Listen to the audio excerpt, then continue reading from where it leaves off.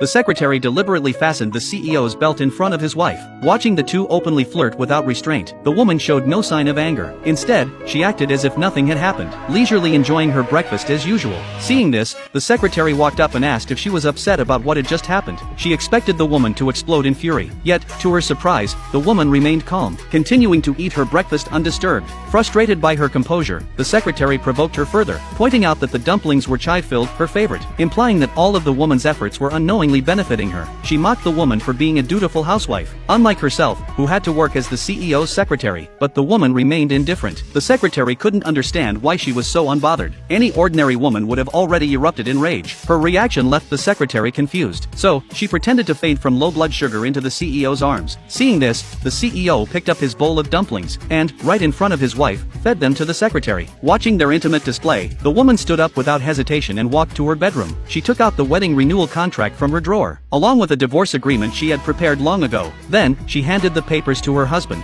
demanding his signature. Completely preoccupied with the secretary, the CEO signed his name without even reading the documents. At that moment, the woman felt an overwhelming sense of relief. She decided to give him a special surprise at their wedding renewal ceremony the next day. The reason she felt nothing for the CEO anymore was because just a few days prior, after 3 years of trying, she had finally been confirmed pregnant. She had been excited to share the good news with her husband, until she unlocked her phone, and saw photos of him holding hands with the secretary. Following the location from the photos, she rushed to the scene. As she pushed open the door, she was met with the sight of her husband kissing the secretary. Holding back her emotions, she quietly dialed his number, only for him to decline the call, texting her that he was in a meeting. At that moment, she could no longer suppress her emotions. Her asthma flared up, and she collapsed. When she regained consciousness, the doctor informed her that the baby was gone. Tears streamed down her face as she picked up her phone, ready to call her husband again. But just then, she saw his latest social media post, a public confession of love to the secretary. In that instant, she realized the past 5 years of their relationship had been nothing but a joke. Silently, she made a call, asking someone to prepare divorce papers for her, and booking a flight to the US. Little did she expect that the man wouldn't return home until 3 days later. Once again, he used a business meeting as an excuse. Seeing the lipstick stain on his collar, the woman quietly placed her pregnancy and miscarriage reports into a gift box, planning to let him open it at their wedding renewal ceremony. The next day, the wedding planners delivered a custom-made luxury wedding gown to their home, a spectacle that drew envious gazes. The CEO, using hosting guests as an excuse, left home early, telling his wife to take a taxi to the venue alone. Before he left,